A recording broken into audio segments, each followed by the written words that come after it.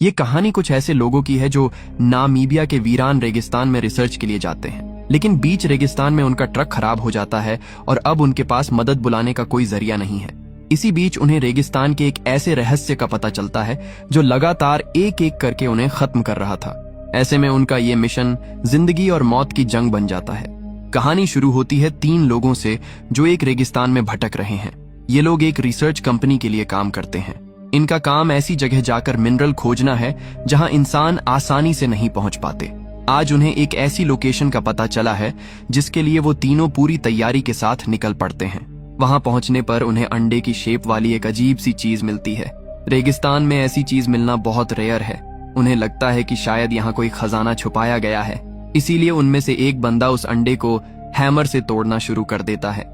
जैसे ही उसमें एक होल होता है वह अंदर झांकता है, लेकिन तभी उसके अंदर से एक भयानक मॉन्स्टर बाहर आता है और उन तीनों को एक एक करके खत्म कर देता है। अब सीन बदलता है और हमारी मुलाकात जैक से होती है। वह भी एक रिसर्च टीम का हिस्सा है। तभी जैक का बॉस वहां आता है। वह उसे एक पेपर थमाकर बोलता है कि तुम्हारा ट्रांसफर अब साइट पर हो गया है और तुम्हें कल ही निकलना होगा। ये सुनकर जैक चौंक जाता है क्योंकि उस साइट पर जो भी गया है वो मुसीबत में ही फंसा है। इसके बाद सीन शिफ्ट होता है और जैक एक सूटकेस के साथ रेगिस्तान के बीचों बीच खड़ा नजर आता है। पास ही एक छोटी सी दुकान वाला आदमी उसे पीने के लिए कोल्ड ड्रिंक देता है। उसे पीते हुए जैक सोचता है कि क्या किस्मत है, इस बंजर जगह पर भी कोल्ड ड्रिंक मिल गई। तभी वहां कोल नाम का एक लड़का उसे रिसीव करने पहुंचता है। वो काफी खुश लग रहा था। कोल उसे अपने कैंप ले जाता है। वहां उसकी मुलाकात ऑफिस के बाकी लोगों से होती है।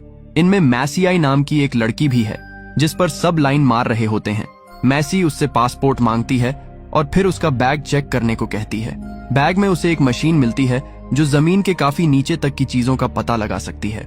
इसी बीच हम देखते हैं कि जॉन नाम का एक बूढ़ा आदमी एक डायरी अपनी पैंट में छुपा लेता है।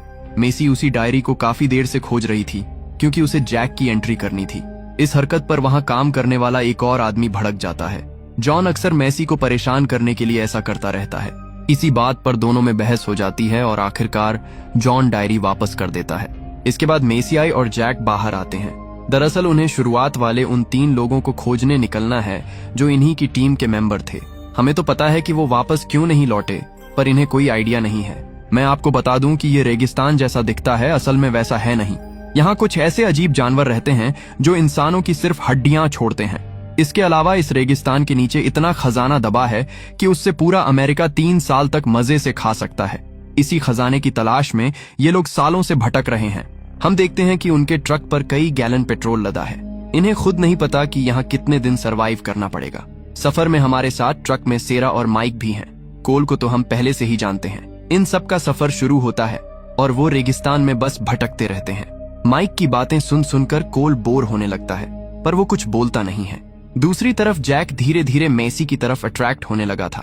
तभी हमें एक फ्लैशबैक सीन दिखता है जब ये सब ट्रक में बैठ रहे थे। उनके साथ सुलेमान नाम का एक लोकल आदमी भी था। जाने से पहले उसने इन लोगों को एक स्कल वाला लॉकेट दिया था और हिदायत दी थी कि इसे कभी मत उतारना। अब वापस प्रेजेंट में आते हैं। इन लोगों को पुरानी टीम का ट्रक मिल जाता है। वो वहीं रुककर इन्वेस्टिगेशन शुरू कर देते हैं। कुछ ही दूरी पर एक टीम मेंबर को कुछ मिलता है। वो असल में उन्हीं 3 लोगों की लाशें थीं जो पूरी तरह से गल चुकी थीं। ये देखकर कोल सोच में पड़ जाता है कि इनकी मौत को तो मुश्किल से 3-4 दिन हुए हैं, फिर बॉडी इतनी जल्दी डिकम्पोज कैसे हो गई, ये तो इम्पॉसिबल है। और आखिर इन्हें मारा किसने? तभी माइक पॉइंट आउट करता है कि यहाँ तीसरे बंदे की लाश नहीं है, हो सकता है ये उसी का काम हो। तभी ऊपर से कुछ आवाज आती है। जब वो वहां पहुंचते हैं तो उन्हें किसी के पैरों के निशान दिखते हैं जो काफी दूर तक जा रहे थे। वो लोग उन निशानों को फॉलो करते हैं, लेकिन थोड़ी दूर जाकर वो नोटिस करते हैं कि पहले 2 पैरों के निशान थे पर अब वो 4 हो गए हैं। ऐसा कैसे हो सकता है? सामने उन्हें एक अजीब सी जगह दिखती है। वो कोई श्मशान घाट या फिर कोई रिचुअल वाली जगह लग रही थी। जैक जब उसके करीब जाकर उसे छूने लगता है तो बाकी लोग उसे रोक देते हैं। ऐसी जगहों को छूना ठीक नहीं माना जाता। इतने में माइक ट्रक लेकर आ जाता है। अब वो लोग वापस बेस जाने वाले हैं। वहां से वो फोरेंसिक टीम को बुलाएंगे ताकि मौत की असली वजह पता चल सके। वापसी के रास्ते में उन्हें एक और कंकाल मिलता है जिसका सिर धड़ से अलग था। पास जाकर पता चलता है कि ये उसी तीसरे आदमी की बॉडी है जिसे कोल कातिल समझ रहा था। ये देखकर कोल बुरी तरह घबरा जाता है। कोई उसकी पूरी टीम का मर्डर करके चला गया और वो कुछ भी नहीं कर पाए। वो सबसे कहता है कि हमें उस कातिल को खोजना ही होगा। पर सैरा समझाती है कि रात गिरने वाली है, ऐसे अंधेरे में हम उसे नहीं खोज सकते। कोल अपनी बात पर अड़ा रहता है, पर आखिर में सबकी बात मान जाता है। वो लोग रात वहीं बिताने का डिसीजन लेते हैं। इसी बीच जैक को अपने पुराने ऑफिस के दिनों की याद आने लगती है, जब वो मजे से एसी में बैठकर काम करता था। पर इन सब के बीच उसे एक बात अच्छी लग रही थी कि उसकी मुलाकात मेसी से हो गई। जैक को नींद नहीं आ रही थी, तो वो रेगिस्तान में स्केटिंग करने निकल पड़ता है। मेसी भी उसे देख रही थी।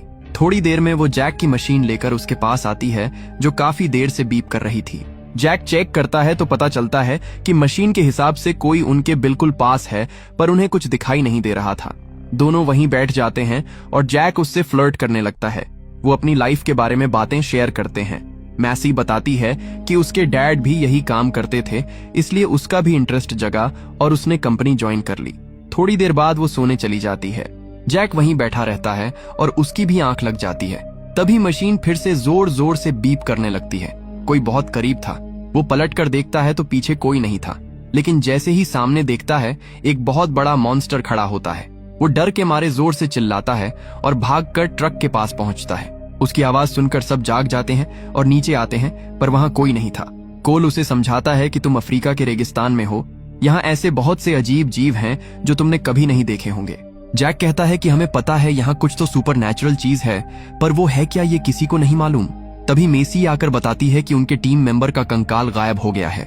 इस पर टाइटस खुलासा करता है कि ये सब सैंड मदर का किया धरा है। वो इस रेगिस्तान की क्वीन है और डायनासोर के टाइम से पहले से जिंदा है। उसकी पूरी प्रजाति खत्म हो चुकी है, इसलिए उसे जो मिलता है वो उसे खा जाती है और बस हड्डियां छोड़ती है। पर आज तक किसी ने उसे अपनी आंखों से नहीं देखा। ये कहानी टाइटस को उसके दादाजी ने सुनाई थी। कोल को ये सब एकदम बकवास लगता है। तभी जैक की मशीन में फिर से बीप बजने लगती है।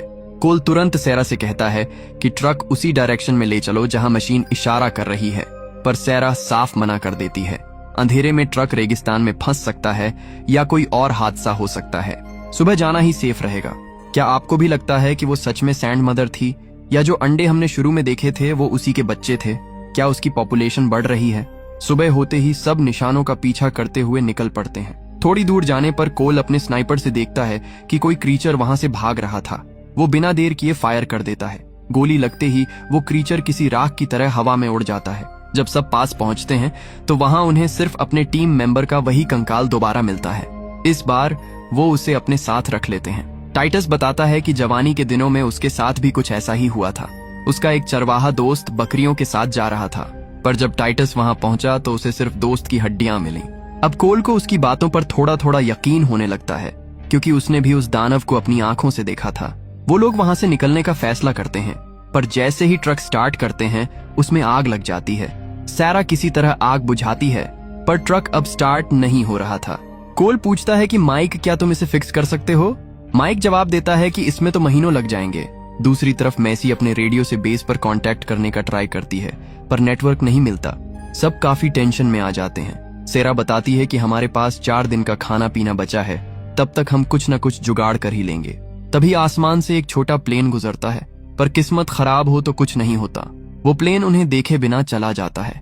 हार मानकर वो वहीं अपना टेंट लगाकर एक छोटा सा कैंप बना लेते हैं। एक रात माइक सोने जाता है और टाइटस को पहरेदारी के लिए उठा देता है। पहरा देते वक्त टाइटस महसूस करता है कि कोई उनके आसपास घूम रहा है। मशीन भी लगातार बीप कर रही थी। वो माइक को उठाने की कोशिश करता है, जो अपने स्लीपिंग बैग में सो रहा था। जब वो नहीं उठता तो टाइटस उसे पलट देता है। उसे पलटते ही टाइटस के होश उड़ जाते हैं। माइक के चेहरे का एक हिस्सा पूरी तरह से डिकम्पोज हो चुका था और वो अभी भी जिंदा था। ये उसी मॉन्स्टर का काम था। वो घबराकर सबको जगाता है। तभी वो मॉन्स्टर छोटे छोटे पार्टिकल्स में बंट जाता है और टाइटस पर भी अटैक कर देता है। उसका हाथ गलने लगता है और वो दर्द से तड़पने लगता है। बाकी लोग स्लीपिंग बैग पर गोलियां चलाते हैं, पर कोई फायदा नहीं होता। वो पार्टिकल्स अब उनकी तरफ बढ़ रहे थे। माइक तो पूरी तरह गल चुका था। कोल वहां पेट्रोल डालकर आग लगाने की सोचता है, पर सैरा उसे रोक देती है, क्योंकि इससे उनका ट्रक भी जल जाएगा और उनके पास छुपने की कोई जगह नहीं बचेगी। तभी जैक नोटिस करता है कि वो मॉन्स्टर पेट्रोल से डरकर पीछे हट रहा है। ये देखकर सब जल्दी से ट्रक के अंदर घुस जाते हैं। टाइटस की हालत बहुत सीरियस हो चुकी थी। जैक ट्रक के चारों तरफ पेट्रोल छिड़क देता है ताकि वो लोग सेफ रह सकें। इसी बीच वो मॉन्स्टर माइक के कंकाल के अंदर घुस जाता है और एक नया रूप ले लेता है। वो वापस जा ही रहा था कि कोल उस पर फायर कर देता है। जैक उसे रोकता है पर वो नहीं मानता। इस बात पर दोनों आपस में भिड़ जाते हैं। मेसियाई बीच बचाव करती है और समझाती है कि हमें इस वक्त साथ मिलकर रहना होगा, लड़ने से कुछ हासिल नहीं होगा। दोनों शांत होते हैं। डिसाइड होता है कि अगले दिन 3 लोगों को मदद के लिए पैदल ही बेस तक जाना पड़ेगा। सैरा यहीं रहकर टाइटस की देखभाल करेगी क्योंकि हाथ पर हाथ धरे बैठने से कुछ नहीं होगा। सब सो जाते हैं। अगली सुबह 3 लोग बेस की तरफ निकल पड़ते हैं। सैरा और टाइटस ट्रक में ही रुकते हैं। वो तीनों बस चले जा रहे थे क्योंकि रास्ता बहुत लंबा था। अचानक एक भयंकर तूफान आ जाता है और तीनों उसमें फंस जाते हैं। तूफान रुकने के बाद वो देखते हैं कि उनका बहुत सारा सामान टूट गया है। जैक की मशीन भी खराब हो चुकी थी और आधा पेट्रोल भी गिर गया था।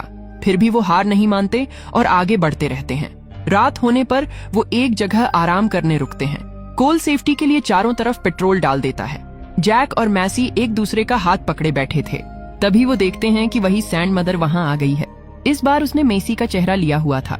अंदर आने के लिए उसे पेट्रोल पार करना पड़ता, जो वो नहीं कर पाती और मजबूरन वापस लौट जाती है। मतलब टाइटस की कहानी एकदम सच थी। अगली सुबह रेडियो से आती एक आवाज से उनकी नींद खुलती है। आसपास देखने पर उन्हें अपनी पुरानी टीम का ट्रक नजर आता है। पास ही में वो अंडा भी रखा था। तीनों बहुत ध्यान से अंदर जाते हैं। जैक को समझ आ जाता है कि ये उसी सैंड मदर का अंडा है। इनकी प्रजाति चींटियों की तरह होती है।